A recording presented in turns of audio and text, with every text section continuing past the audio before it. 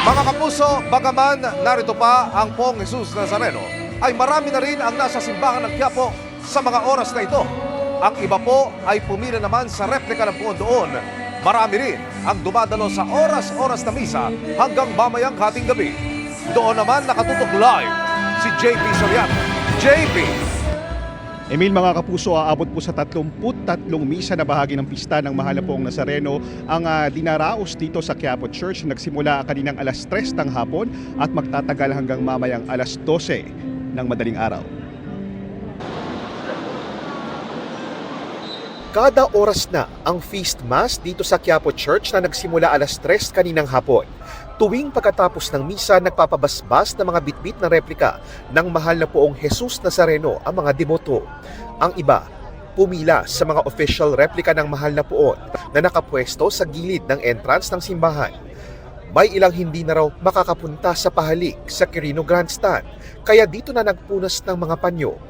Ang kada oras ng feast ng Mass ng Nazareno 2026 sa Quiapo Church magtatapos alas 12 ng hating gabi.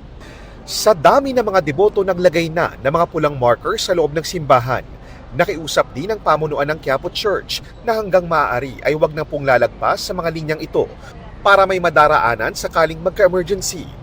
Maraming deboto ng Poong Jesus Nazareno na ilang dekada nang sumasama sa traslasyon ang hindi na makakasama dahil sa edad o di kaya ay may sakit na. Kabilang ang 80 anyos na si Luz Biminda na may sakit sa puso. Sinamahan siya ni Yoli na nag-aalaga sa kanya at kapwa deboto. Gusto ko gumaling ako. Gusto ko gumaling ako. Hindi ako ng tawad sa mga kasalanan ko.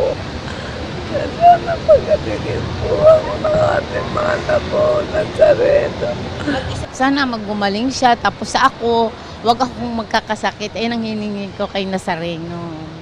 Ang ating Panginoon ay nasa kaibuturan ng ating puso, no? Ang pinakamahalaga po is the sincerity of our heart. Yung ating debosyon na tumatagos sa pananampalataya. Ito yung pinakamahalaga po. Ang birthday naman ng debotong si Gani, nataon sa bisperas ng pista ng Nazareno. Ni minsan hindi raw bumitiw si Gani, nadidinggin ng Mahal na Poong ang kanyang panalangin. Hindi po mahalaga kung malaki or maliit. Importante po yung talaga kung ano yung maibigay ni Amang Nazareno sa iyo. Yun po yung magpasalamat ka. 15 oras ang target na biyahe pabalik ng traslasyon sa Quiapo Church. Pero ayon sa pamunuan ng simbahan, Ang panalangin lang namin is ang kaligtasan talaga ng ating mga kadeboto. Kasi aanuhin mo nga yung mabilis na prosesyon o traslasyon kung meron namang maraming nasugatan at maraming nagkaroon ng mga hindi inaasahang mga medical issues. Ang sa amin, kahit abutin pa yan ng 24 oras, basta makatitiyak na ang bawat isa ay ligtas. sa ngayon tuloy-tuloy ang paghahanda ng pulisya mula sa mga pagsasaayos ng mga barikada at pagpwesto ng mga medics.